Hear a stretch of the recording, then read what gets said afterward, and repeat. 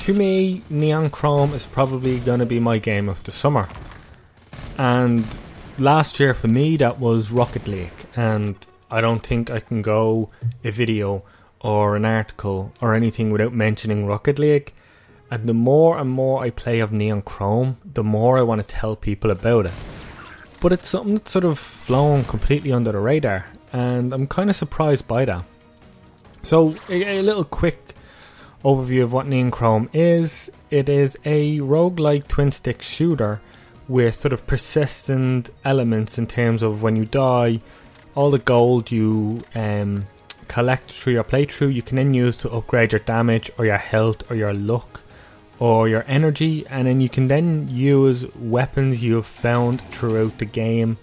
You can buy them or your special power, and it's kind of like, to me, a next evolution step of something like Rogue Legacy, which was an incredible side-scroller roguelite sort of game. But this is top-down twin-stick shooter in a cyberpunk sort of aesthetic, and I think that alone is what got my attention, because I'm an absolute sucker for anything that's cyberpunk.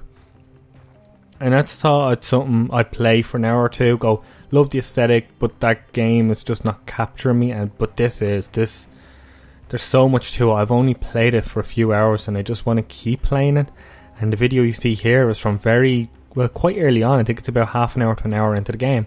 And this is when I was sort of gauging my interest in it. Is it going to keep me there? And to be honest, I just want to get this video out so I can go back to it to get out to more people, like, you should play this game. And I know some people will be asking, why is it not just another top-down shooter? Sure, it functionally works as a simplistic top-down shooter, but it's everything in between, from the roguelike elements to, there's 32 levels, and every 5 to 6 there's a boss, and if you beat that boss you can then start your next run from there. So there's this persistence to it that you don't really see in a lot of other of its contemporaries.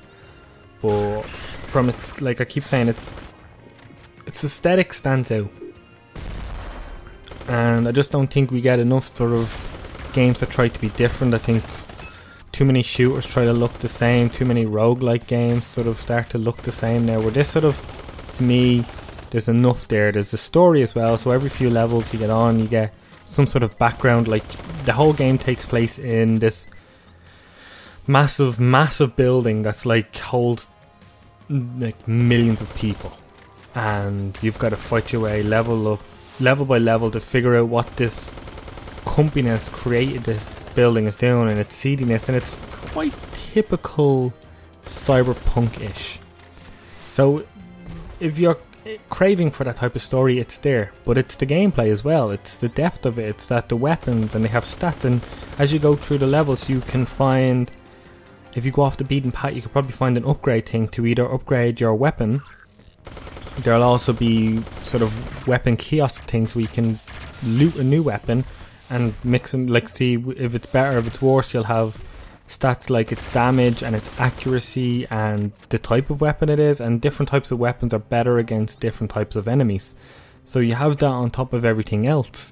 And then you have these upgrades that sort of give you augments. So it could give you more health, it could help you move faster, it'll help your critical damage or health regeneration, and there's a lot more to it. And something I actually completely forgot is, when you start the game, each run, it's quite like Rogue Legacy, as I've mentioned before. You have 3 different characters to choose between, and they'll have different weapons if you haven't chosen a weapon before your run, as well as sort of traits. So some might have more health or more energy, and when you take all that into consideration, it's just one of those games that almost offer limitless potential, because it's procedurally generated. There's enough variety to the enemies as well. Like, there's human enemies that sort of will go down at with a hit or two, and then there's these people called Keymasters, which take a lot more, but they will unlock areas. So sometimes it's mandatory and sometimes it's not, and if it's not, chances are it will give you a reward should you risk it.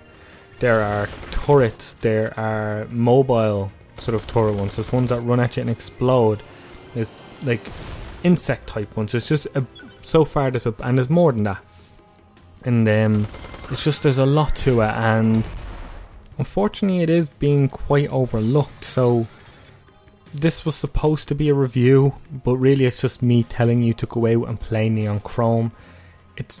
I think it's about €15, and with it being July and there's no major releases for the next month, you could do a hell of a lot worse than get this, because to me anyway, it's my game of the summer, and it's something I'll keep playing, and hopefully it'll gain traction, because it's one of those games that I think should be played more.